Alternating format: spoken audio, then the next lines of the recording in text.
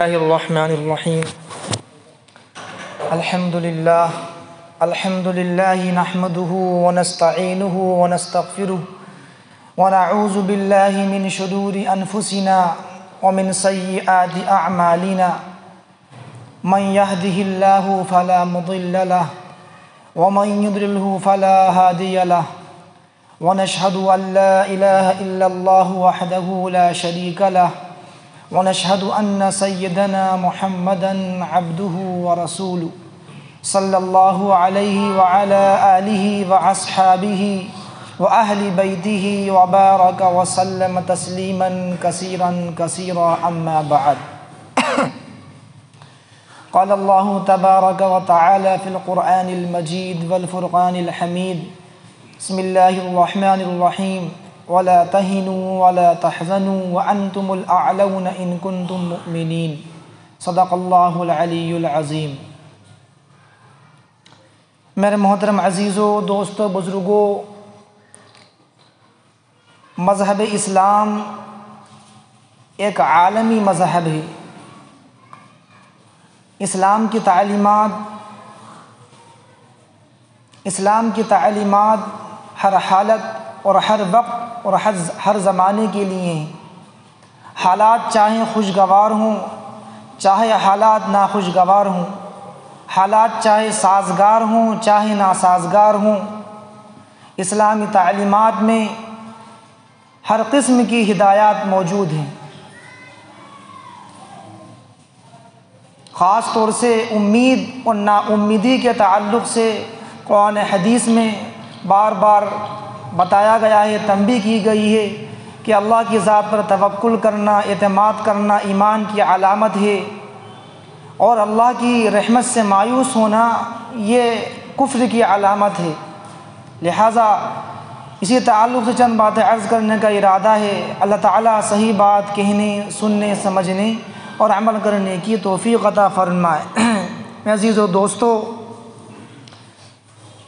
حکومتیں آتی ہیں، حکومتیں بنتی ہیں، بگڑتی ہیں.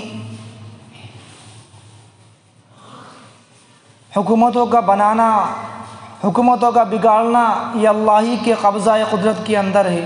اللہ فرماتا ہے قل اللہم مالک الملک تؤتی الملک من تشاء وتنزع الملک ممن تشاء وتعز من تشاء وتذل من تشاء بیدک الخیر انک علی کل شیء قدیر. اے نبی جی آپ کہہ دیجئے مالک الملک، تمام بادشاہوں کا بادشاہ اللہ ہے، تمام حکومتیں اللہ ہی کے قبضہ قدرت کے اندر ہیں. تؤتی الملک من تشاء، اللہ تعالیٰ جس کو چاہتا ہے اقتدار عطا کرتا ہے، حکومتیں عطا کرتا ہے. وتنزع الملک من تشاء، اور جس سے چاہتا ہے اللہ تعالیٰ حکومتیں چھین لیتا ہے. وتعز من تشاء، جس کو اللہ چاہتا ہے عزتوں کی بلندیوں پر سرفراز کرتا ہے، پہنچا دیتا ہے. وتذل من تشاء، اور جس کو اللہ چاہتا ہے وہ ذلتوں کی گہرائیوں کے اندر ڈال دیتا ہے. وترزق من تشاء، جس کو اللہ چاہتا ہے بے شمار بے حساب رزق عطا کرتا ہے. وترزق من تشاء بغیر حساب، اور اللہ تعالیٰ ہر چیز پر قادر و مطلق ہے. ولا تهنوا ولا تحزنوا وانتم الاعلون ان کنتم مؤمنین. لہذا مومنین کو اس بات کی ہدایت دی گئی ہے کہ حالات کیسے ہی ہوں وہ استقامت کے ساتھ، اپنی ایمانی حمیت کے ساتھ، ایمانی جرأت کے ساتھ وہ اپنے اعمال میں لگے رہیں. فرمایا اللہ تعالیٰ نے کہ ولا تهنوا ولا تحزنوا، کہ تم ہمت نہ ہارو، تم غم نہ کرو. وانتم الاعلون، سربلند تم ہی رہو گے. کامیابی اور سرفرازی اور سربلندی تمہارے قدم چومے گی. شرط کیا ہے؟ ان کنتم مؤمنین، فرمایا تم ایمان والے ہو.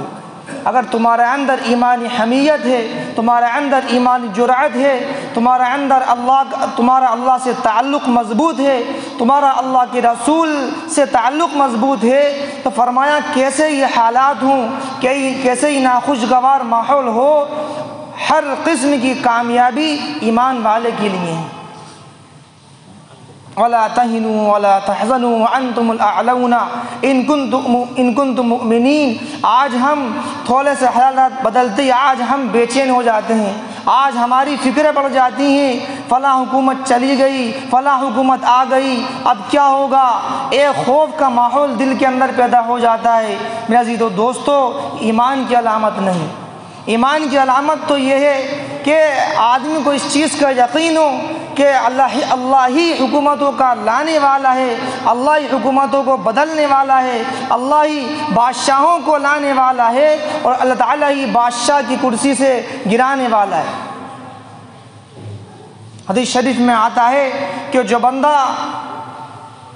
جو گنہگار بندہ ہو، معصیتوں کے اندر گرفتار ہو، گنہگار بندہ ہو، لیکن وہ اللہ کی رحمت سے امید رکھتا ہو، اللہ کی رحمت سے پوری امید ہو، تو وہ بندہ اس عبادت گزار سے اللہ کے نزدیک بہتر ہے جو کہ عبادت کرتا ہو اور اللہ سے نا امید رہتا ہو۔ ہاں، کہ عبادت بھی ہو رہی ہیں، نمازیں بھی پڑھ رہے ہیں، روزے بھی رکھ رہے ہیں، تمام اعمال بھی کر رہے ہیں، لیکن دل کے اندر اللہ کی رحمت سے امید نہیں۔ فرمایا لا تقنطوا من رحمت اللہ، کہ اللہ کی رحمت سے مایوس نہ ہو، لا تیأسوا من روح اللہ الا الکافرون۔ فرمایا اللہ تعالیٰ نے کہ اللہ کی رحمت سے صرف اور صرف کافر اور مشرک کی رحمت ہوتے ہیں، محروم ہوتے ہیں۔ اللہ کی رحمت سے صرف فرمایا کہ کافر ہی نا امید ہوتے ہیں، کہ ایمان والوں کا یہ شیبہ نہیں، ایمان والوں کی عادت نہیں کہ وہ اللہ کی رحمت سے مایوس ہو جائیں۔ ہاں، کہ انبیاء علیہم السلام کی یہ عادت تھی، ان کی خصلت اور ان کا یہ سنت، ان کا یہ طریقہ تھا کہ انبیاء علیہ السلام اللہ کے ذات علی پر 100% یقین اور ایمان کامل رکھتے تھے۔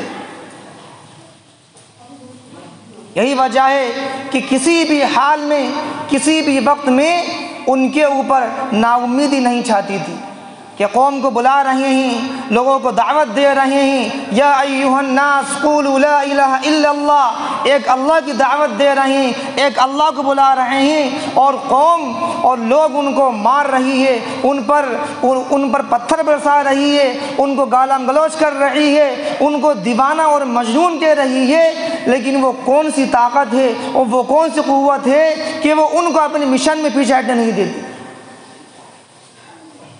کہتے ہیں نوح علیہ السلام نے 950 سال تک دعوت کا کام کیا ہے، لوگوں کو اللہ کی طرف بلایا ہے۔ روایات میں آتا ہے کہ لوگ انہیں اتنا مارتے کہ وہ لہو لہان ہو جاتے، برا بلا کہتے۔ ایک نسل آئی چلی گئی، دوسری آئی چلی گئی، تیسری آئی چلی گئی، کئی نسلیں چلی گئیں، لیکن سوائے چند افراد کے ایمان کوئی نہیں لایا۔ پھر وہ کیا قوت تھی کہ وہ بار بار دعوت دے رہے ہیں اور نا امید نہیں ہو رہے۔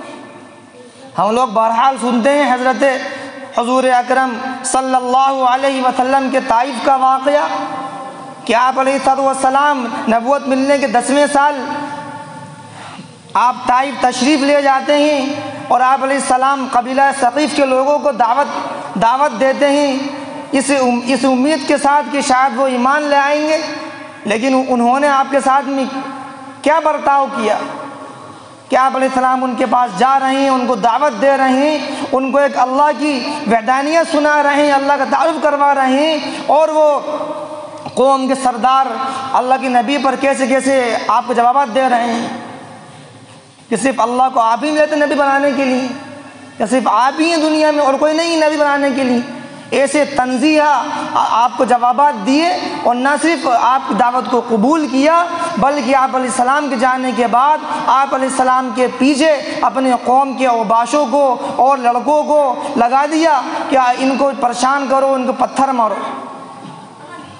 چنانچہ ان اوباشوں نے اور لڑکوں نے آپ علیہ السلام پر پتھر برسائے اور آپ السلام کو لہو لہان کیا۔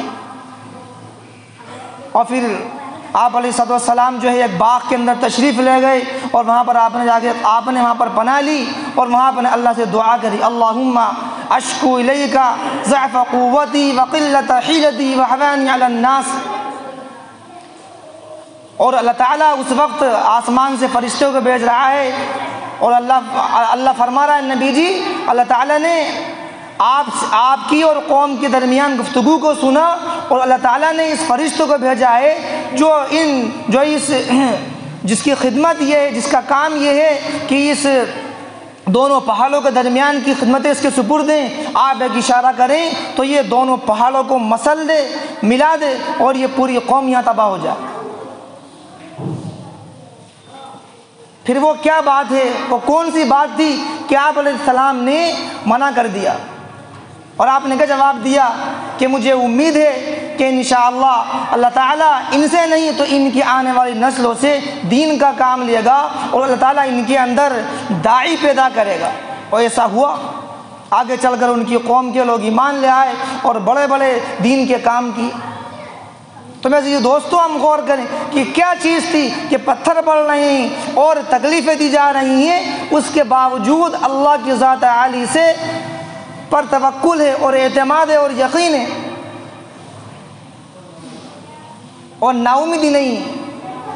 حضرت ابراہیم علیہ السلام آگ میں ڈالا جا رہا ہے ان کو، اور پوری تیاری ہو گئی، اور ان کو آگ میں جھونکنے کی پوری تیاری ہو چکی، آگ کے شعلے بھڑک رہے ہیں اور بہت اونچائی تک آگ کے شعلے جا رہے ہیں، اور اس وقت میں ان کے ایمان کا امتحان ہے کہ اس وقت میں بھی فرمایا کہ وہ اللہ کی امید سے مایوس نہیں ہے کہ فرشتے آ رہے ہیں کہ آپ کہیں تو ہم آپ کو بچا دیں گے، نہیں، کہ مجھے میرا اللہ بچائے گا۔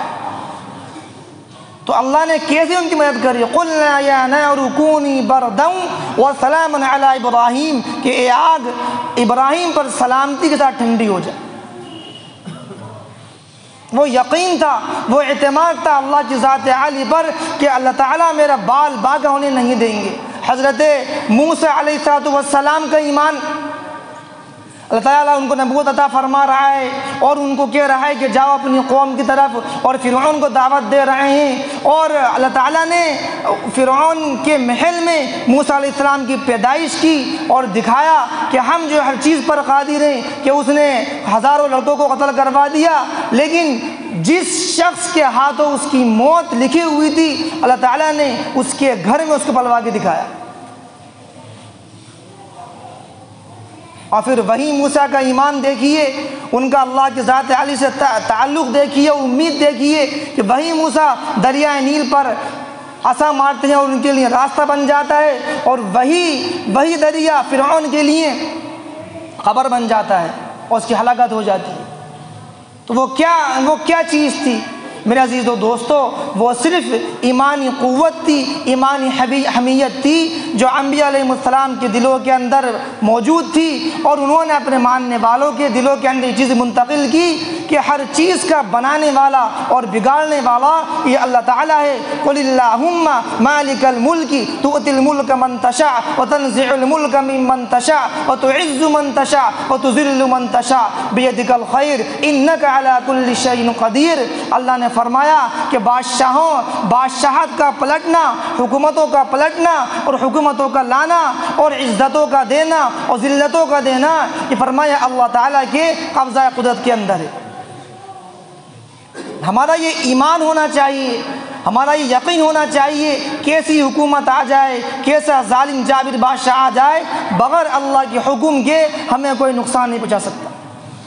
اس لیے آج میرے عزیز و دوستو اس بات کی ضرورت ہے کہ آج ہم ایمان و اعمال کے ساتھ میں زندگی گزاریں، اپنی زندگی کے اندر ہم سنتوں کو زندہ کریں، ہماری مسجد آباد ہوں، ہمارے گھر جو ہے وہ تعلیم کے انوارات سے روشن ہو رہی ہوں، اور ہماری زندگی کے اندر سنتیں ہوں، اور ہماری مسجدیں 100% آباد ہوں، اعمال سے آباد ہوں، وسائل سے آباد نہ ہوں۔ آج ہم سمجھتے ہیں کہ مسجدوں کے اندر کولر لگوا دینا، اے سی لگوا دینا یہ مسجدوں کی آبادی نہیں میرے بھائی، وسائل سے مسجد آباد نہیں، اعمال سے مسجد آباد ہونا چاہیے۔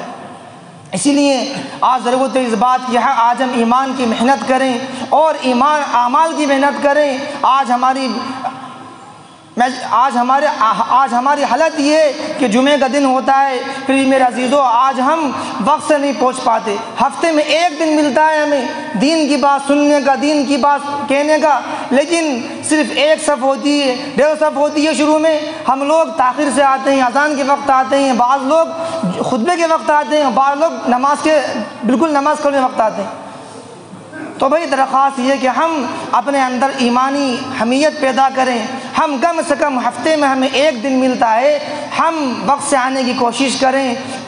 12:50 پہ بات شروع ہو جاتی ہے تو ہم 7:45 بجے تک یہاں آنے کی کوشش کریں، اور یہاں آنے کے بعد اپنی سنتوں کو مؤخر کریں۔ وقت دیا جاتا ہے نماز پڑھنے کا، اور ایسے ہی جمعے کی نماز کے بعد کے بھائی سنتیں ہیں، 4 سنت ہیں، 2 سنت ہیں، ان کا بھی اہتمام ہو۔ میں نے پہلے بھی عرض کیا تھا کہ قیامت کے دن بندہ افسوس کے مارے اپنے ہاتھ کھا جائے گا، اور افسوس کے مارے وہ آنسوؤں سے روئے گا۔ اس کے آنسو ختم ہو جائیں گے تو وہ خون کے آنسوؤں سے روئے گا کہ میں نے اعمال کیوں نہیں کیے، میں نے نفلیں کیوں نہیں پڑھی، سنتیں کیوں نہیں پڑھی، کہ ان فرمایا کہ فرائض کی تکمیل ہوتی ہے ان سنتوں سے اور ان نوافل سے، ہم اس کو معمولی سمجھتے ہیں۔ اس لیے میری درخواست یہ ہے کہ ہم جمعے کی نماز کے بعد سنتوں کا اہتمام کریں۔ 4 سنت، 2 سنت، کتنا وقت لگتا ہے؟ 10 منٹ کے اندر ہمارا کون سا گھاٹا ہو رہا ہے، نقصان ہو رہا ہے۔ درخواست یہ کہ اعمال کی پابندی کریں، سنتوں کا اہتمام کریں۔ اللہ تعالیٰ مجھے بھی آپ کو بھی ان تمام باتوں پر عمل کرنے کی توفیق عطا فرمائے۔ وآخر دعوانا ان الحمد للہ رب العالمین۔